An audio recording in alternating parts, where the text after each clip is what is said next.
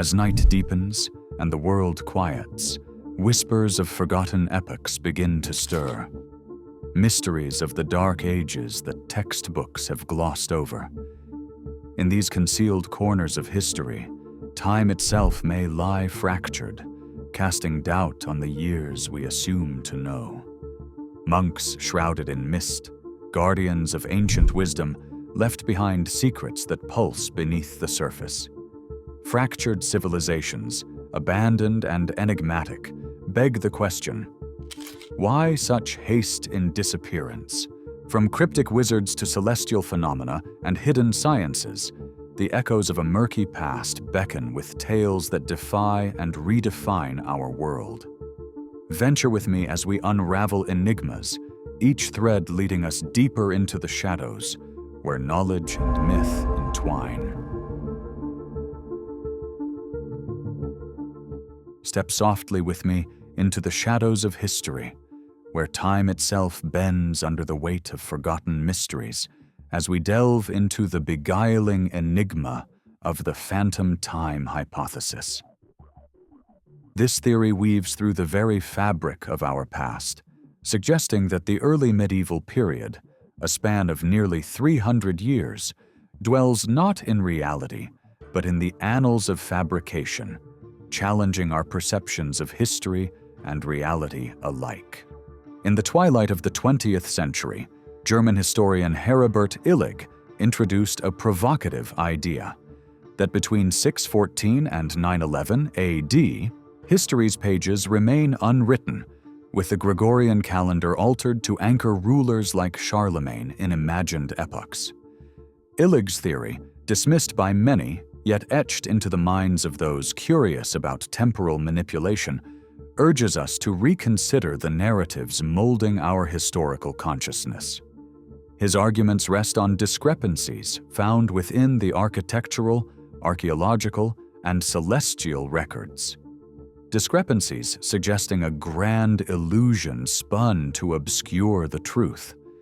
Navigating through the corridors of time, we encounter astronomical incongruities and architectural voids, echoes of Illig's contention. Historical observations of celestial phenomena, like eclipses documented by Venerable Bede, fragment when juxtaposed against modern scientific calculations. Such misalignments fuel speculation about hidden truths buried under dates and constructs, casting doubt upon the legitimacy of what we believe to have transpired. These silences in the archaeological record, gaps devoid of the expected remnants from the medieval epoch, invite further contemplation. Great advancements are shadowed by an absence of tangible relics, cities and fortresses whispering of stories left untold, reminding us that the earth may hold its secrets close, or perhaps offer no secrets to unearth. Slipping into the muted whispers of history, we ponder the figures said to straddle these phantom years. Charlemagne, that towering presence of Western legacy, stands on shifting sands, his existence woven from the tapestries of political ambition and myth. Could he, and others like him, be constructs of an elaborate ruse to bolster imperial claims? While academic chronicles and artistic portrayals claim his truth, the hypothesis dares us to question: is our past an elaborate mirage conceived to mold future power landscapes? Picture, if you will, a tapestry where colors and forms flow seamlessly until a void interrupts their dance, a void reflecting the mystery of the Dark Ages. Labeled dark for its cultural and scholarly scarcity, might these centuries embody not just metaphorical shadows, but actual voids of unwritten reality? Contradictory explanations abound, with historians asserting that these gaps are simply the aftershock of tumult, migrations, and societal transitions. Yet within this labyrinth of possibility, the speculation of erased epochs calls to those willing to wander between possibility and reality. In the core of this contemplation lies the calendar itself. an instrument of order or deception. The Julian to Gregorian transition in 1582, an endeavor to correct calendrical drift, raises questions of whether these adjustments were bastions of honest calculation or veils to obscure historical continuity, a manipulation deftly hidden within the layers of timekeeping. Critics argue these calibrations aimed toward truthful corrections to preserve sacred observances like Easter. Yet the lingering whisper of manipulation suggests how easily human constructs can reshape time's narrative for control or clarity. Examining political and propaganda's interwoven tapestries, the theory crescendos into a meditation on human ambition's power to reshape history. Could emperors and popes have wielded illusionary epochs as pawns on the chessboard of time, sowing legacies for immediate advantage? While the weight of logic rests against such monumental fabrications, the enticing scent of possibility lingers, drawing us further into the intricacies where human desires might craft legends as enduring as written history. Casting our gaze across global histories, we consider other cultural chronologies, analyzing stories told by the stars and spindles of distant lands. Eastern, Islamic, and Asian narratives align with or diverge from Europe's records, forming a mosaic where truths may merge or deviate. These international voices, with their astrophysical recordings and richly documented progressions, form a timeline harmonious and yet questioning, but still the yearning persists for stories unseen, whispered through celestial alignments across cultures. Thus, the phantom time hypothesis invites thought beyond skepticism into the availability of time itself, a realm as fragile and elusive as conscious dreams. Might time be so pliable that centuries could be conjured or dissolved, guided by shifting perspectives and human interpretation? While historians stand firm against such notions, the hypothesis evokes profound ventures into time's philosophical essence, beckoning us to explore whether the passage of days is no more than an agreed-upon story we share. And so, our journey within these shadows draws gently to a close, leaving us poised amid the mystery where illusion and evidence entwine. As the ember of this chapter fades, it leaves us in contemplative wonder, beckoning onward to the next mystery, the allure of ancient secrets waiting to be unveiled, ever patient for those who dare to seek their hidden truths amidst time's tapestry.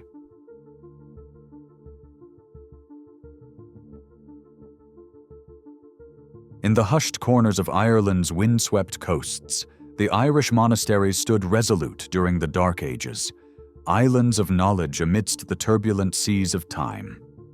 Here, amidst the whisper of Atlantic winds, monks cultivated a solitude treasured for contemplation and preservation.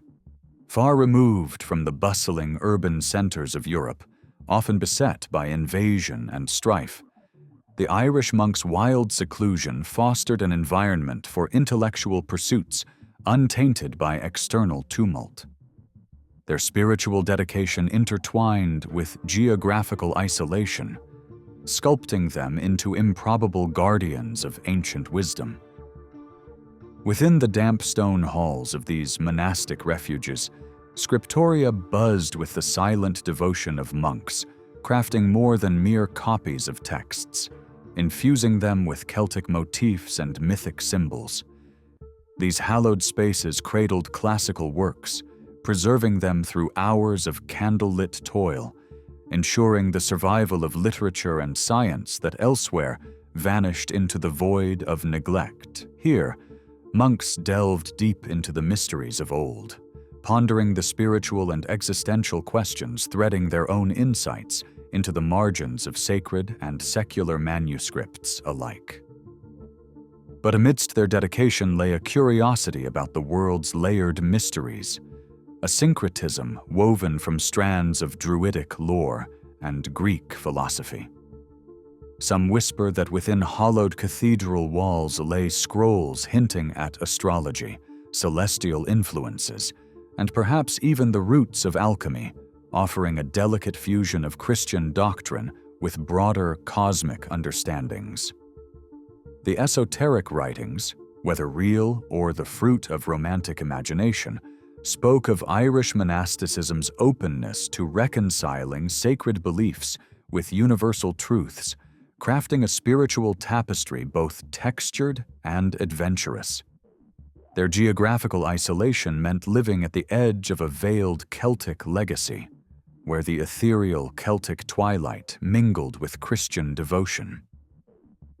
These monks, moving to the rhythmic pulse of nature, intertwined their faith with the land's mythic echoes, the sacredness of hills, wells, and seasons, imbuing stories of saints with the mystical, where holy figures communed with earthly creatures.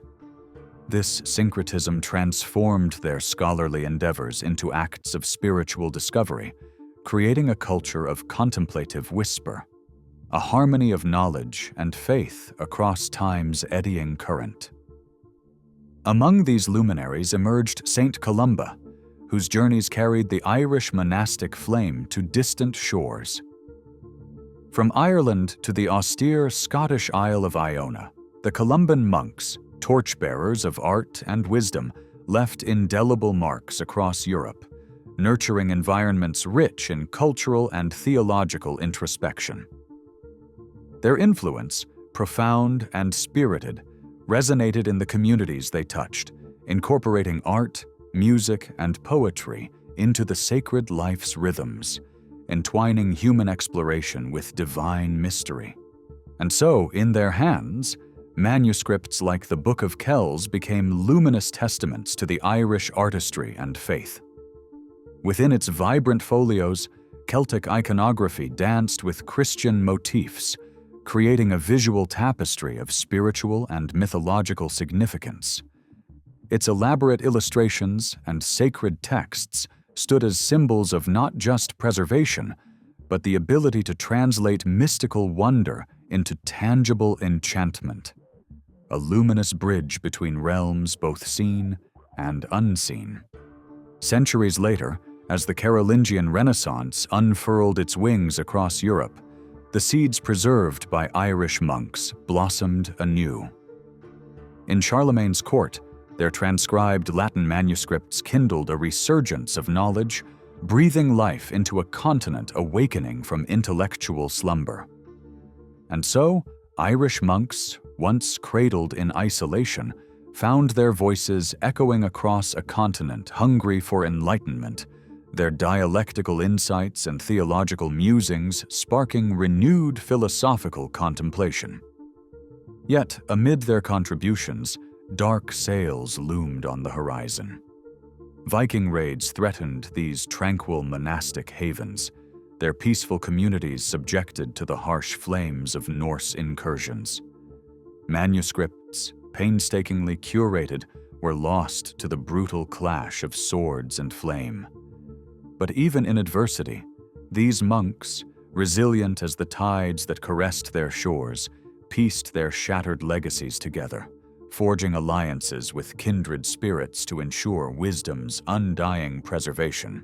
The mystery of their legacy, enigmatic and enduring, haunts the green folds of Ireland today, where ancient abbeys whisper of past devotions and knowledge. In their song, a constellation of whispers guides the seekers of tomorrow, transcending time's cartography to weave paths of inquiry and engagement, inviting each new soul to unlock the riddles of existence. As intrepid spirit and contemplative mind unite in discovery, the Irish monk's profound journey across epochs becomes an everlasting beacon, revealing the harmonious dance of knowledge, faith, and the timeless secrets that bind the ages.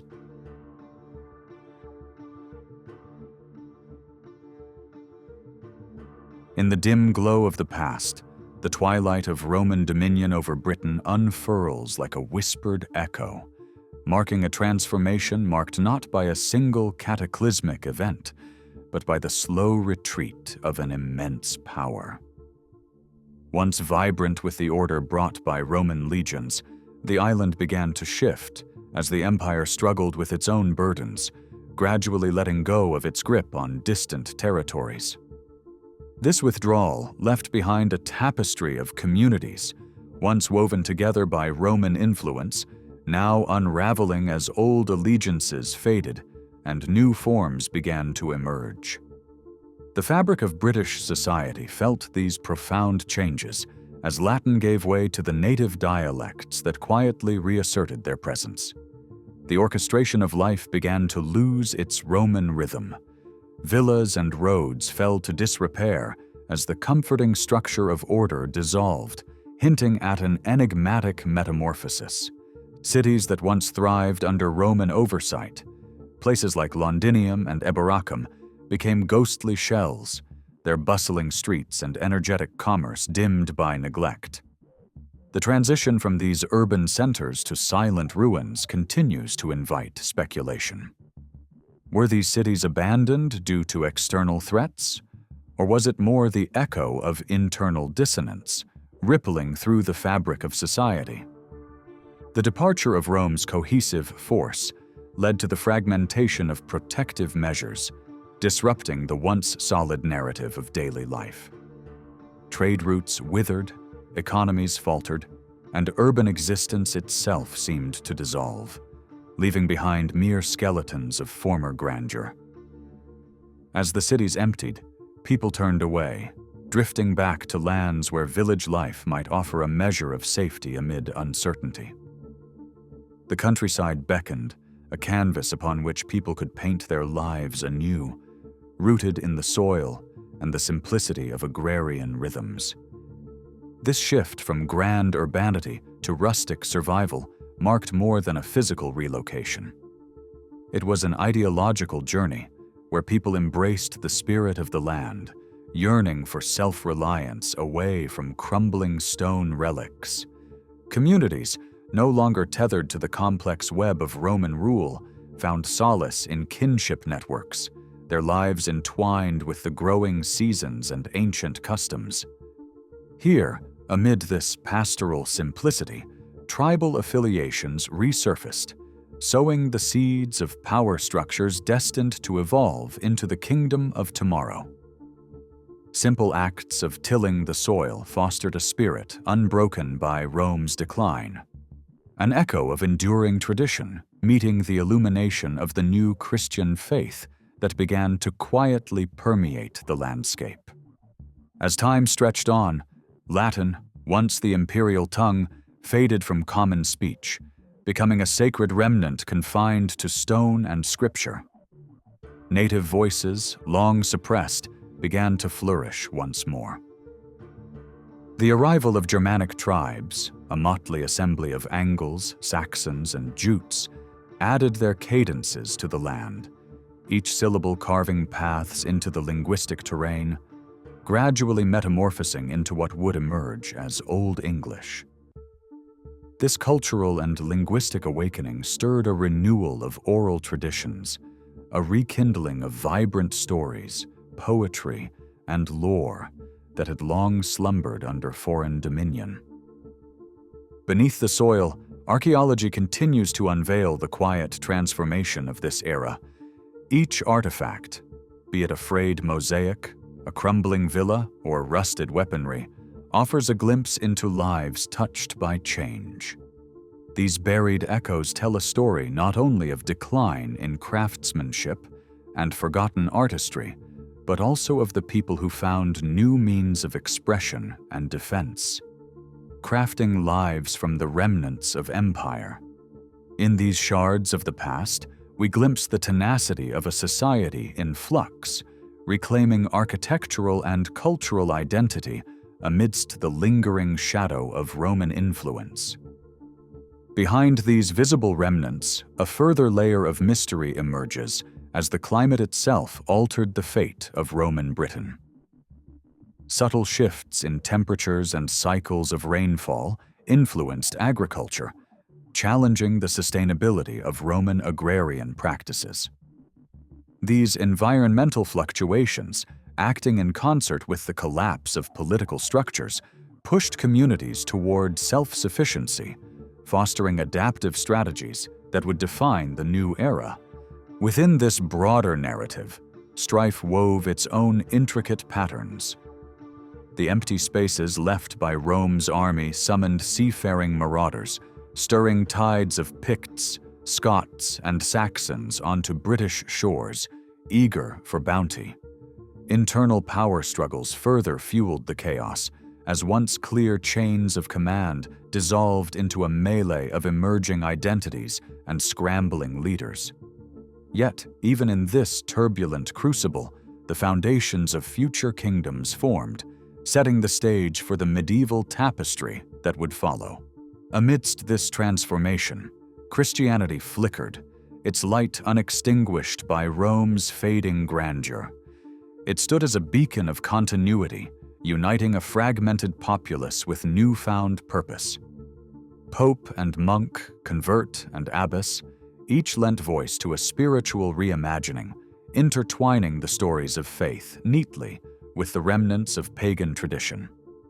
As churches rose, entwined with Roman architectural grandeur, new stories began to breathe life into the stones, crafting a spiritual narrative that offered solace amid societal upheaval.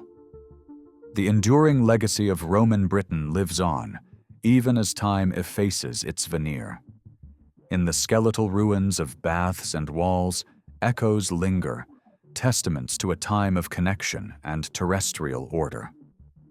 The legal frameworks traced back to Roman jurisprudence remain embedded in modern governance, bridging epochs with unyielding principles.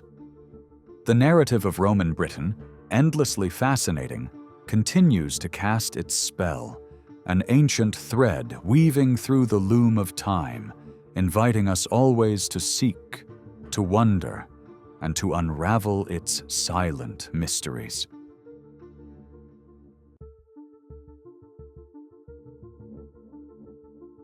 In the twilight of the Roman West, we step into a landscape where power and identity intertwine delicately, threatened by the inevitability of change.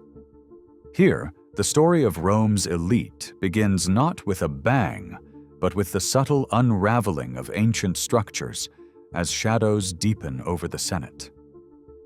Once the heartbeat of Roman governance, by the 5th century, this venerable institution saw its lifeblood drain away, its authority diminished as emperors proved weak stewards, allowing once revered traditions to falter.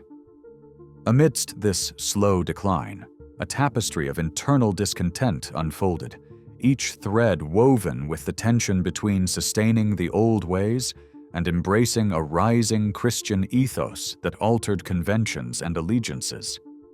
Yet the decay was not contained within Rome's heart alone. Throughout the vast provinces, echoes of disintegration resonated as local aristocrats, once the empire's bastions of stability and culture, found their dominions slipping away.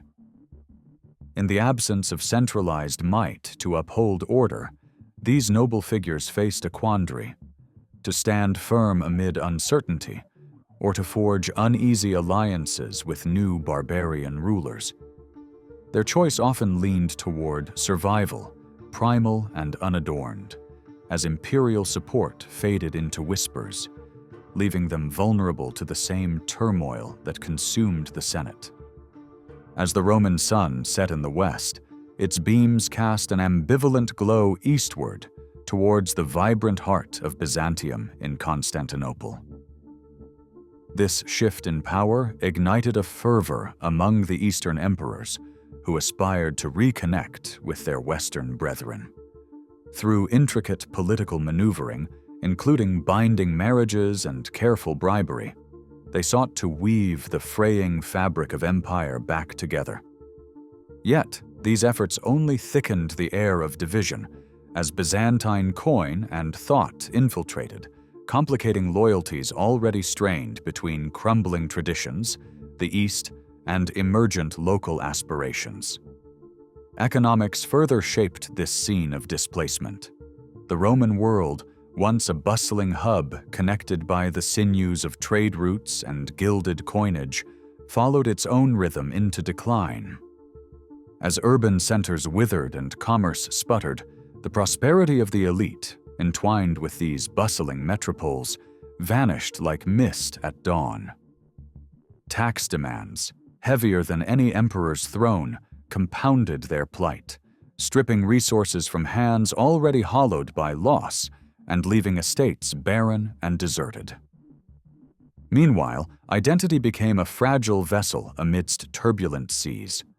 Roman elite families, faced with this dissolution of familiar power, navigated paths of adaptation, integrating with new overlords, their roles and legacies transformed. This meeting of cultures did not manifest solely through conflict, but in the more sublime, sometimes intangible manner of identities merging. As the distinction between Roman and barbarian faded, re-emerging in the melting pot of early medieval Europe. The decay of Rome's administrative prowess mirrored these personal transformations as well. Once an intricate machine of governance, this system found itself chipped and weathered, no longer capable of sustaining the empire's wide reach. As the sophisticated bureaucracy crumbled, local leaders emerged, patchworking governance suited to immediate needs, yet divergent from age-old Roman law. Thus, civilization's threads unraveled further, revealing a landscape fertile for the sprouts of what would grow into medieval feudalism. Religion, too, reshuffled the landscape's contours dramatically. The ascendancy of Christianity shifted the epicenter of cultural and moral authority, putting the church at odds with the traditional aristocratic stronghold. Yet, this transformation was a paradox of loss and opportunity, as some amongst the elite found refuge in the redemption offered by this new haven, while others saw their societal influence evaporate under Christianity's dawn. Culturally, the reverberations of Rome maintained a resonance amidst these transformative calls. Latin, preserved through ecclesiastical devotion, stood as a bridge to continuity. Architecture, in nuances and stone, echoed with Rome's sovereignty, visible reminders of grandeur now part of a new world, striving to recollect and redefine itself. Despite the fractures, or perhaps due to them, a new synthesis emerged, blending Roman disciplines with the vitality of barbarian dynamism, laying the groundwork for the tapestry of European identity. Yet amidst this flux, Roman military strength, once the empire's shield, rusted. A reliance on mercenaries, whose commitments shifted like the winds, depleted both trust and treasury, leaving Rome defenseless against the weight of internal dissent and external assault. Fragmented command left power in the hands of those caring more for parochial ambitions than imperial unity, accelerating a disunion from which the notion of a singular Roman Empire gently dissolved into the patchwork of medieval sovereignties. The fate of these once powerful families remains enigmatic, their narratives often blending into myth as much as history. Some disappeared into obscurity, others adapted, their stories twisting into the lineage of medieval nobility. Their adaptation carved new paths through the transformation period, overarched with the realization that continuity often disguises itself in the embrace of evolution. And thus, as we unravel the mysteries of this epoch, we confront the legacy of change and resilience woven into the very essence of what Rome was and what it left behind.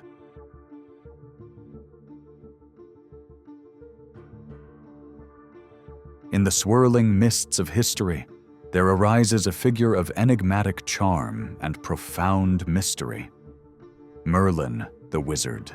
Born from the confluence of lost traditions and emerging beliefs, Merlin's character emerges in an era marked by the fading light of Roman dominion and the rising fragmentation of Europe into countless kingdoms. This was a time where the ancient and the new met in a dance of cultural and spiritual exchange, a crucible where the legacy of folklore mingled with the precipitous changes brought about by migrations and new faiths. It was from such fertile ground that the legend of Merlin sprang forth, resonating with the deep, uncharted wells of human consciousness. Merlin is woven into the tapestry of the Dark Ages, a period often obscured by shadows, yet teeming with the vibrant threads of oral traditions. Chronicles such as Geoffrey of Monmouth's Historia Regum Britannia offer glimpses into this ethereal landscape where fact and fiction entwine, portraying Merlin as a sage and seer. This evocative blend prompts contemplation. Was Merlin a historic figure whose teachings morphed into myth over time, or a symbolic archetype crafted to illuminate the minds of a society yearning for knowledge amidst uncertainty? His tale echoes the complexities of human history and the boundless reach of our collective imagination. Rooted deeply in Celtic traditions, Merlin draws strength and mystery from the Druids, those revered intermediaries between the material and spiritual realms. Their legacy, a tapestry of magic and wisdom, intertwines with Merlin's own narrative, as stories layer Druidic reverence for nature with Christian imagery.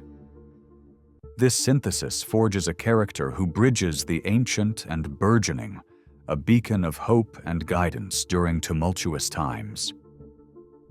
As Celtic symbols waltz with Christian morals, Merlin becomes not merely a relic of the past, but a timeless guide for the spiritual seeker, offering solace in the transition from one epoch to the next. As the Christian Church spread its influence across Britain, it reshaped indigenous tales, weaving biblical motifs into the rich fabric of local myths.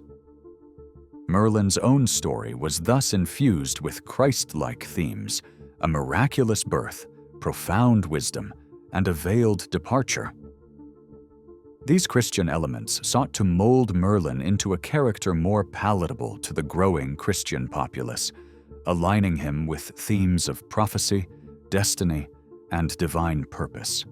Authors like Geoffrey of Monmouth balanced Merlin's pagan roots with new religious narratives, aligning his mysterious essence with the broader efforts to weave local heroes into the Christian tapestry of morality and destiny. Merlin's prophetic abilities enthrall and mystify, casting him as a master of destiny, an architect of futures unseen. Yet these visions are not certainties set in stone. They dance with ambiguity, mirroring the tumult of a world seeking solidity in the aftermath of Rome's fall. Prophecies tied to Merlin whisper of an uncertain future, echoing human longing for foresight and control in times filled with chaos. His foresight into the fates of kings and empires serves not just as narrative intrigue, but as allegory, offering timeless reflections on the nature of power, governance, and the interwoven tapestry of human decision and fate. As the world toiled with themes of collapse and renewal, Merlin's visions often danced on the edge of apocalyptic imagination, embodying the fears and hopes of an age poised on the brink of destruction, yet pregnant with potential for rebirth. Through stories like the Boar of Cornwall prophecy, Merlin channels the raw energy of societal upheaval, echoing the ever-present duality of despair and promise. These tales offer not only entertainment, but serve as philosophical meditations on the cycles of life, urging reflection on the impermanence of power and the resilience inherent in the human spirit. Merlin stands as a figure where magic and reality intermingle, a master of both the seen and unseen. His magical narratives are metaphors for understanding forces beyond the ordinary, resonating with an age that viewed the natural world as a repository of hidden truths. This magical perception aligns with shamanic traditions, blending seamlessly into a Christianized worldview, yielding a rich character whose wisdom symbolizes both enlightenment and the shadows of ignorance. Thus, Merlin's magic becomes a poetic reflection of our quest for knowledge, a narrative where reality often merges with the fantastical. Most famously, Merlin is known as the guide to King Arthur, shaping the legend of Camelot and the Round Table. This relationship between sage and hero embodies the ideal dynamic of wisdom mentoring youthful vigor, forming the nucleus of Arthurian lore. In Merlin's guidance lies a timeless testament to the balance of knowledge and action, encapsulating the bridge from ancient wisdom to a nascent order. Through their partnership, the themes of self-discovery, power, justice, and harmony unfurl, captivating minds with visions of a world where valor and wisdom stand sentinel against chaos. Over centuries, Merlin's image has been recast in countless tales, evolving from a solitary enigma to an enduring symbol of knowledge and mystery. Successive writers have layered new interpretations upon his storied persona, reflecting their era's concerns while preserving his core essence. Today, Merlin remains in the collective consciousness, a twinkling star amid modern tales where his presence signifies an eternal quest for wisdom. As his story is retold across ages, Merlin transcends the bounds of mere legend, offering timeless philosophical reflections on the enigmas that dwell within the heart of existence.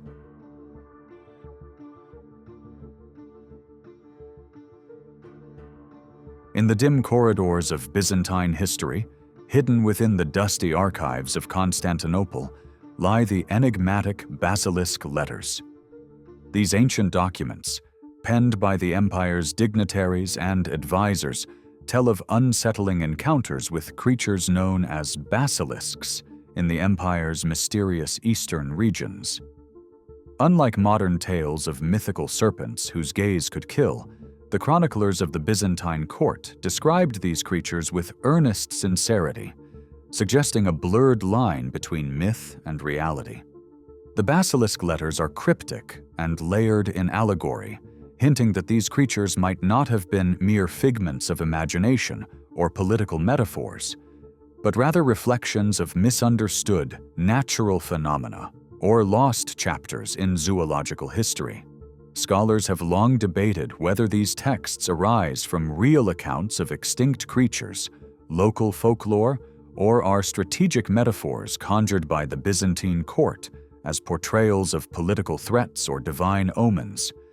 To the courtiers and scribes, however, the existence of basilisks was as undeniable as the barbarian hordes approaching their borders. This opens a narrative teetering on the edge of myth, testing modern perceptions of historical truth. The language of these letters oscillates between vibrant descriptions and murky allegory, inviting interpretations that swing from literal to symbolic. Some historians suggest these basilisks were misunderstood accounts of real animals inhabiting the empire's eastern fringes. During a time of limited zoological understanding and prevalent superstitions, creatures akin to the Komodo dragon or large serpents might have birthed the fabled basilisk's legend. These accounts, traversing across cultures, could have transformed through retelling, emerging as mythic creatures in Byzantine imagination. Alternatively, these letters could be political or religious codes, employing basilisk symbolism to manifest threats of ideology and influence rather than physical beings. Such creatures might have been avatars for heresies or uprisings, enabling discussions of treachery without implicating individuals in official records. In this light, The basilisk emerges as a sophisticated allegory entwined with the socio-political fabric of Byzantine power, reflecting the myriad challenges that faced Constantinople. Understanding the Basilisk Letters requires setting them against the political and cultural backdrop of the Byzantine court. Constantinople, a nexus of intellectual pursuit amidst political intrigues, remained acutely aware of its imperial vulnerabilities. This bastion of Christian power navigated seas of hostility, where tales of supernatural creatures became yet another layer of its fortification. Literature was not just a chronicle, but a tool to shape public perception and political sentiment. The supernatural threads woven into these accounts suggest a cultural climate wherein legends served as allegories mirroring societal turmoils. For the Byzantine elite, tales of the basilisk were a dramatic means to articulate existential threats against their empire. Mysticism infused every vein of Byzantine society, layering its Christian doctrine with threads of residual pagan traditions and mystical philosophies. Such a tapestry of belief easily absorbed and magnified beliefs in mythical entities like basilisks. These creatures and their ominous tales were used to explain the unexplainable, to interpret natural disasters or diseases as divine omens. Within this framework, the Basilisk Letters document not only allegorical beings, but also highlight a societal inclination toward using the mystic to comprehend everyday realities. The imaginations of the Byzantine writers ventured far beyond the tangible world, tapping into a more profound, supernatural narrative. Decoding these letters reveals sacred symbols and allegories, suggesting diverse interpretations. The basilisk, a powerful symbol found across cultures, often epitomizes divine retribution, protection, or mystical power. In the Byzantine context, such symbolism might double as sacred metaphor, guiding understanding within a volatile political landscape. Its gaze might signify divine surveillance or the far-reaching eye of the emperor, its lethal aura mirroring the potent yet perilous influence of the Byzantine court. These symbols, layers of veiled language, allowed Byzantine elites to navigate political complexities through the safe cloak of myth. Reports within the letters describe supposed encounters between Byzantine envoys and basilisks, particularly within the eastern territories. These encounters, real or exaggerated, fueled legends that reflect Byzantine perceptions of lands beyond their domains, places laden with spiritual and political significance, but fraught with threats. Such tales of daring exploits provided narration lines through which Byzantine power and its challenges were elaborated upon, whether these descriptions were literal or strategic metaphors. Amid the shadows surrounding the Basilisk Letters lies the tantalizing question: did the Byzantine court truly credit these creatures with lethal potential, or did they construct them as emblems of more earthly threats? The chroniclers, urgent and grave in their accounts, suggest a complex interplay of belief and metaphor. Some suggest these creatures mirrored the genuine fears and uncertainties that gripped the Byzantine Empire, their presence a symbol of the thin line of stability between external threats and internal cohesion. While the basilisk tales are a historical relic, their influence echoes through time, steeping European lore with waves of dread and awe. By the medieval era, the tales crossed cultural barriers, evolving as each culture assimilated them into its traditions. As Byzantine influence waned, the basilisk morphed into its medieval variant, a creature of ominous reputation enriched by centuries of myth-making. These narratives, propelled into Western lore by traders, pilgrims, and scholars, echo the connective threads of cultural myth-making that continue to entwine our imaginations. Thus, the Basilisk Letters persist as a cultural mirror, reflecting shifting times and beliefs. They invite reflections on history's narrative, where facts meld with human wonders intertwined with our insatiable curiosity for the enigmatic. In contemplating these whispered tales, we embark on a journey through history's poetic mystery, uncovering hidden truths and unraveling the symbols that speak to both past and present.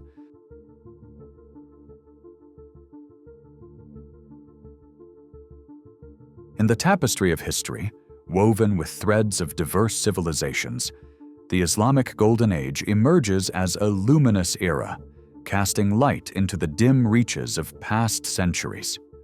From the mid-8th to the 14th century, this epoch was an extraordinary flourishing of knowledge, where science, mathematics, and philosophy transcended boundaries, giving rise to innovations that would echo through time.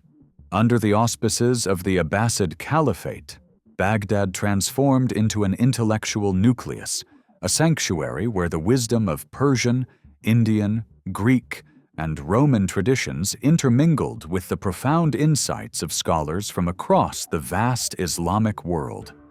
It was a time marked not just by the mere preservation of ancient knowledge, but by an enlightened rejuvenation of ideas, sparking a renaissance long before the Western world would bask in its own. In the vibrant heart of Baghdad stood the illustrious House of Wisdom, an institution of unparalleled prestige. Here, scholars from myriad backgrounds converged, engaging in discourse and exploration that transcended creed and origin. The air thrummed with discussions of celestial movements, mathematical theories, and the philosophical musings of Aristotle. This intellectual crucible was dedicated not solely to conserving the thoughts of antiquity, but to birthing new paradigms of understanding. The House of Wisdom was a beacon of coalescing thought, where the lines separating cultures blurred, allowing for a unique intellectual symbiosis that yielded advancements in fields as disparate as astronomy and pharmacology. In the realm of medicine, figures like Avicenna emerged as giants, crafting works such as the Canon of Medicine, which integrated Greco-Roman knowledge with novel discoveries through astute observation. These works became cornerstones, informing medical practitioners across diverse cultures. Similarly, Al-Razi, known to the West as Rhazes, distinguished himself with pioneering contributions to pharmacology, their implications reverberating through centuries. His writings on diseases like smallpox represented a leap forward, underscoring an empirical approach that foresaw the scientific methodologies adopted much later in the annals of medical research. The cosmic dance of stars and planets enchanted the astronomers of this era, who ventured beyond mere observation, striving to decode the heavens. Institutions such as the observatory in Marageh, where luminaries like Nasir al-Din al-Tusi studied, served as pilgrimage sites for those who eagerly sought comprehension of the universe. Al-Tusi's advancements in planetary models later inspired the likes of Copernicus, exemplifying the profound and lasting influence of Islamic astronomy. Mathematics during this golden epoch witnessed a transformation as well. Scholars like Al-Khwarizmi, often revered as the father of algebra, wrote texts that clarified and advanced the study of mathematics. These works provided the scaffolding for architecture and engineering, influencing contemporary thought and application. The advent of Arabic numerals simplified calculations across cultures, revealing a universal language of numbers that transcended chaos and complexity. Equally fascinating was the pursuit of alchemy, where Islamic chemists like Jabir ibn Hayyan, reputed as the father of chemistry, explored the transformation of substances. While alchemy elsewhere dwelt in the mystical, Within the Islamic world, it laid foundational principles for modern chemistry. The discoveries in crystallization and distillation reflected an analytical curiosity that spurred further exploration. Visualize, if you will, the field of optics, where Ibn al-Haytham illuminated the nature of light, countering earlier theories with his pioneering work. His Book of Optics laid the groundwork for the complex understanding of vision, presenting ideas that would fuel the development of camera obscura and later lead to photography. Philosophical inquiry thrived alongside these scientific pursuits. Thinkers such as Al-Farabi and Al-Ghazali navigated the delicate balance between reason and faith, delving into metaphysical questions and the essence of existence, often integrating and challenging Aristotle's viewpoints. Their work, a testimony to the intertwined nature of spirituality and logic, shaped the intellectual climate of their time. The translation movement was another formidable legacy of this era, bridging cultural chasms. Through immense effort, the knowledge of Sanskrit, Greek, and Persian was translated into Arabic, allowing these treasures to be shared and expanded upon. This intellectual openness fostered a renaissance of ideas, an alchemical blending that enriched civilizations far beyond the geographies where these manuscripts originally flourished.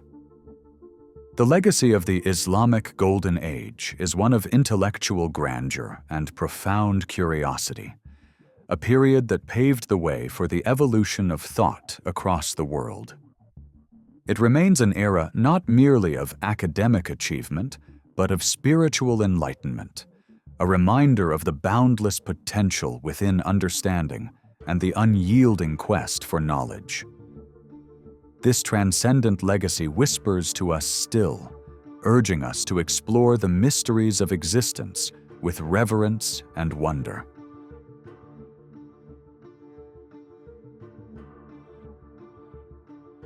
The story of Britain is etched not just in the stones and landscapes, but in a unique script that intertwines language with mysticism, the AngloSaxon Runes. To explore these symbols is to step into an era where language had sacred significance, with each rune acting as both a vehicle for mundane communication and a portal to the spiritual. Unlike the dominant Latin alphabet that followed with Christianization, runes were deeply rooted in oral traditions and the metaphysical practices of a people attuned to nature's rhythms, a reflection of the Elder Futhark script, which speaks of shared linguistic ties across pre-Christian Europe. In this intertwining of utility and mystery, the Futhark, the collection of Anglo-Saxon runes, mirrors the spiritual landscape of a people enmeshed in real and imagined worlds. Each rune commanded presence, offering a sound, a concept, a glimpse into the divine. They served as thin threads between the visible and invisible, enabling the Anglo-Saxons to communicate worldly and otherworldly knowledge, to bless, to protect, to mark the sacred in the midst of the ordinary. The dual nature of runes facilitated understanding and intention. They were both glyphs of knowledge and amulets alive with cosmic whispers, each curve containing the breath of ancestral wisdom. As Christianity journeyed across Anglo-Saxon lands, runes began a slow retreat into shadows. The Church, eager to establish spiritual dominion, saw them as relics of a pagan past to be eclipsed by Latin's ecclesiastic embrace.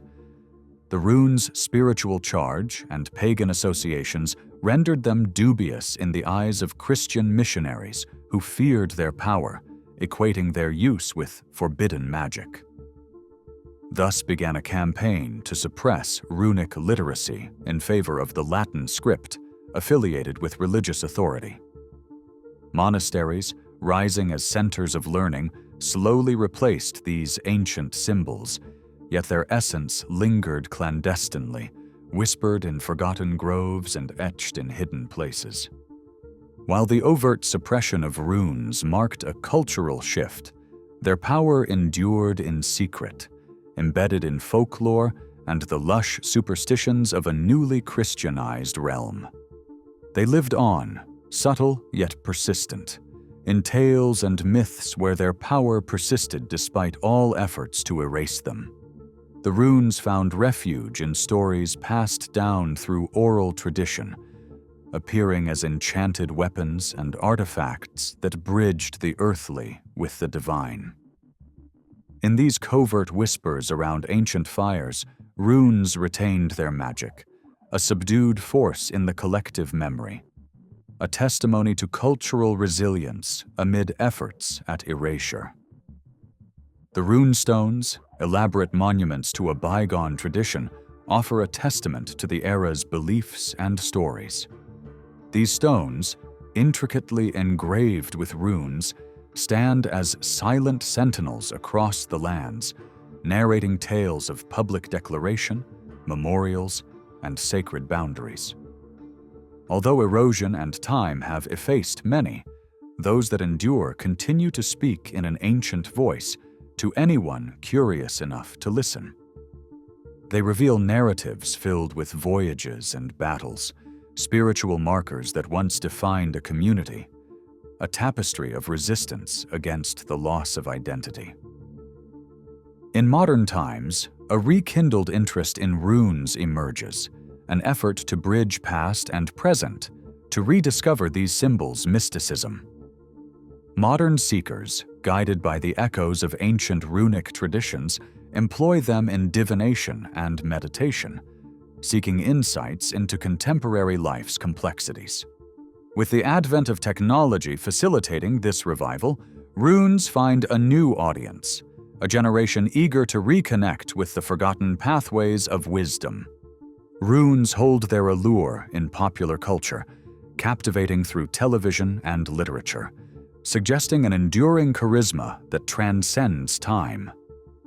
They appear as cryptic codes in fantastical tales, potent symbols of ancient wisdom that touch the spiritual hunger of today's audience, reaching back into history to inspire modern narratives. Whether branded as tattoos or woven into fictional alphabets, runes speak of an ancestral connection, an imaginative spark that lights the path of the past into the present. Their mystical nature, aesthetically and symbolically rich, continues to engage, suggesting that the runes, once relegated to shadows, evoke within us a timeless magic that refuses to fade, enduring beyond their original life through each telling and retelling of their enigmatic story.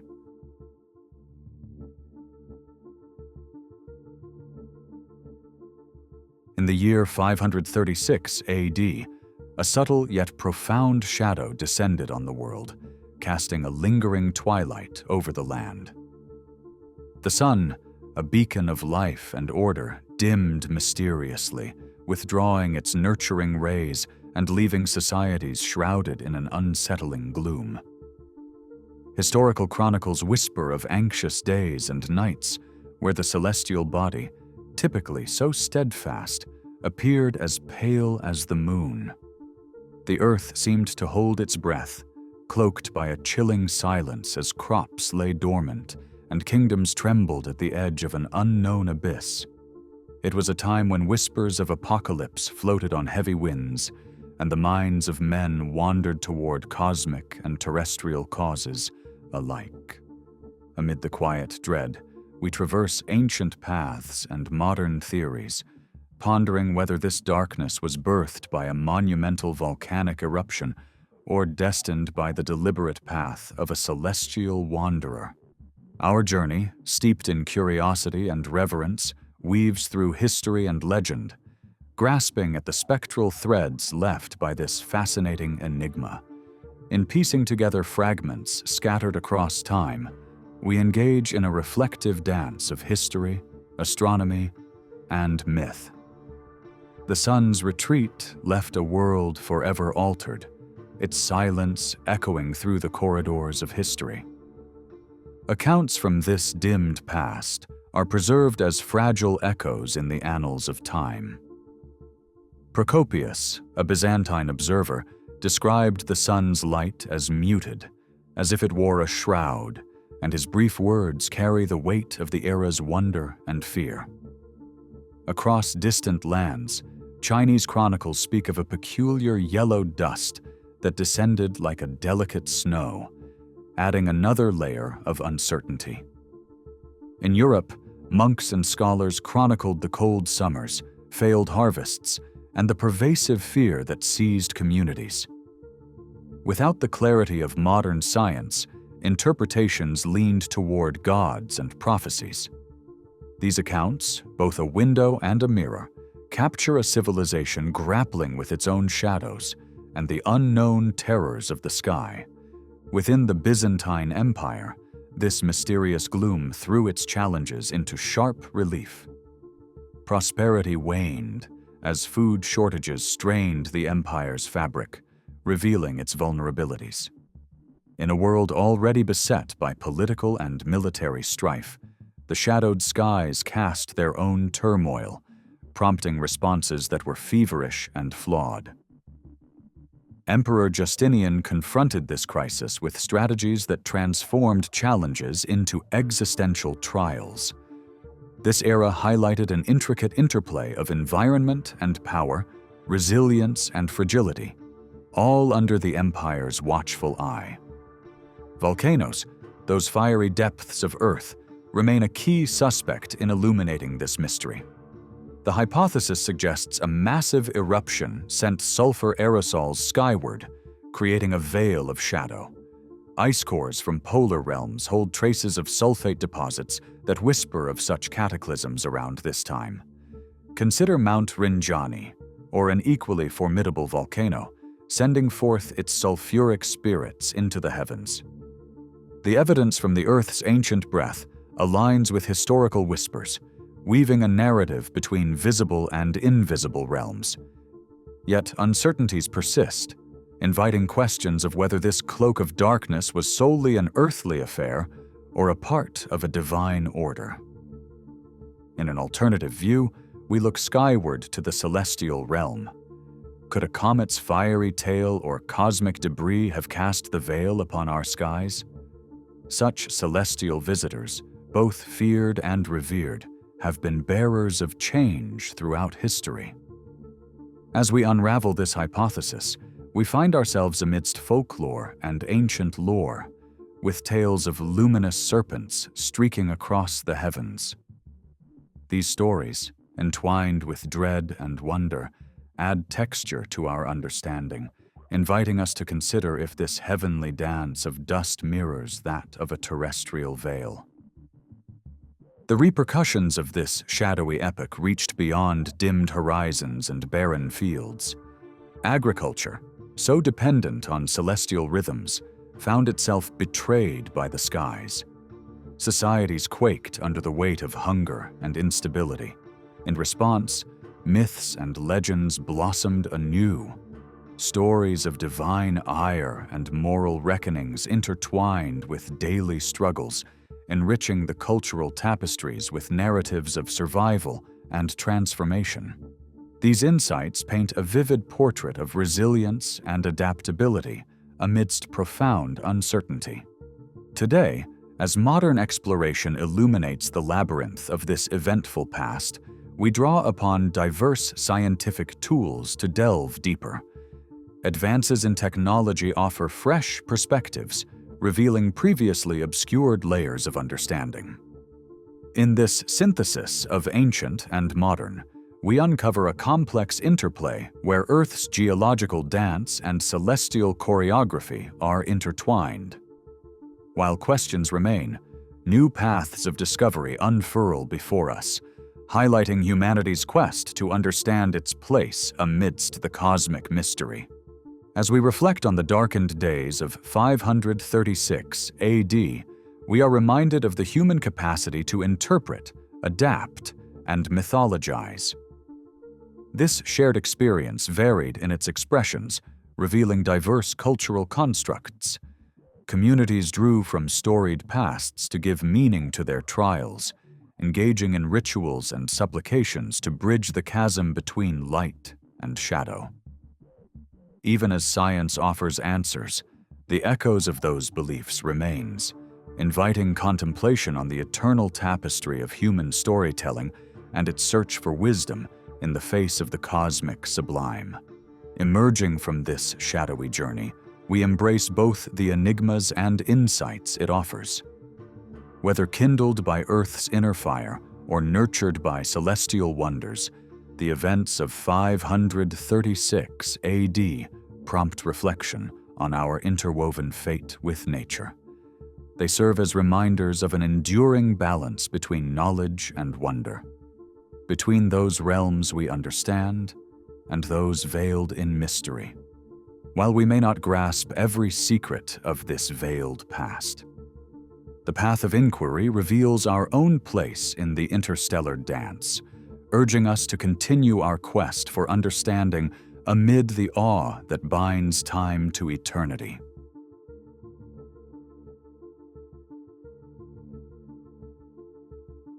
In the misted corners of forgotten history, where whispers of the past linger to shape our perception of human endeavor, the Slavic fort cities stand as an enigma of wood and spirit.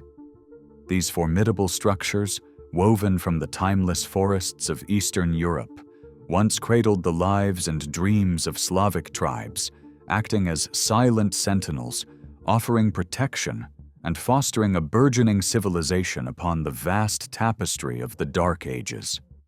These cities, with their stoic wooden walls, were not mere constructs. They were a testament to resilience, unity, and the determined march of a people striving to carve their legacy amidst the turmoil of emerging powers. Here, within these enigmatic strongholds, life unfurled with a vibrancy born from both necessity and creativity. The fortifications were marvels of engineering, towering barriers of timber that spoke to a time when survival and strategy were intertwined. Within their embrace, marketplaces bloomed like flowers in forgotten gardens, where artisans molded their crafts and spiritual gatherings echoed in the hearts of the inhabitants, intertwining faith with everyday life. The cities bore the marks of their builders, innovative architects of community, binding tribes into a lattice of strength, echoing the rhythms of both conflict and celebration. As the shadows lengthen, the strategic brilliance of these cities becomes evident. Nestled along vital trade routes and fertile plains, they were caught in the ceaseless dance of power and influence, anchoring the flowing commerce of rivers and the mingling cultures of the lands beyond. River paths became conduits of life and inspiration, threading through fields and fortresses, carrying the whispers of distant lands with each wave. These waterways not only provided sustenance, but inscribed a barrier of defense, a formidable invitation to both trade and warfare. Behind those steadfast walls thrived a culture as rich as the earth itself, where folklore mingled with the divine and mythology took form in sacred idols and ceremonial rituals. The Slavic people dwelled in a world where tales were spun into the very fabric of their being, crafting complex tapestries that celebrated the cyclical dance of birth and decay. Here, creativity thrived, with textiles and pottery bearing witness to a society both practical and imaginative, weaving harmony from the threads of daily life. The pulse of political ambition and societal structure beat beneath the timber fortresses, resonating through the chorus of negotiation and command. It painted a picture of chieftains and shamans, warriors and artisans, women whose influence extended beyond the confines of their households. Together, these elements formed a community bound by shared purpose, holding tightly to tradition while gazing towards transformation. Their ascent was marked by both harmony and tension, as the push and pull of evolving ideologies shaped their strength and destiny. Their world was one of interaction and exchange, of encounters with neighboring cultures that formed a mosaic of influence and conflict. The echoes of Norse traders, Byzantine expansionists, and Germanic tribes resonated in the artifacts left behind. Coins, glassware, and trade goods that spoke of both peace and strife. Each interaction left an imprint on the Slavic consciousness, tales of cooperation and conquest etching themselves upon the souls of their storytellers. Yet, in silence and secrecy, decline crept towards these once thriving citadels. The signs of their vanishings, crumbling walls marked by fire, lives left in haste, suggest a demise laced with mystery and anguish. Was it disease, invaders, or internal discord that extinguished the flame of their civilization? The echoes remain murky, fragmentary hints of self-doubt, and the misfortunes of nature unraveling their tightly woven tapestry.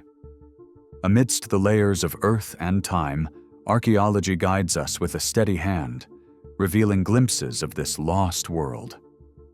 Skeletal traces, fragments of daily life, and remnants of food practices paint a picture, albeit an incomplete one, of the fort city's past glories and vibrant cultures. As insights emerge from the soil, debates thrive, each discovery offering another thread in the complex weave of the human story. Even in their absence, the legacy of these Slavic sanctuaries echoes softly into the present, inspiring a modern resonance through art, literature, and shared heritage. In these creative pursuits, the spirit of the fort cities lives on, inviting contemporary viewers to reimagine these ancient epochs. Their tales enlighten, offering lessons on the resilience, adaptability, and interconnectedness that shape our human narrative. As we reach the end of our midnight journey, the Slavic fort cities remind us that history is not merely a record of events, but a reflection of our deepest longing for understanding. They call to us through the mists, urging a contemplation of impermanence and transformation. How do these ancient echoes inform our present reality and future paths? To continue exploring such profound mysteries, subscribe to our channel. Let us together uncover the secrets woven tightly within the fabric of our shared existence.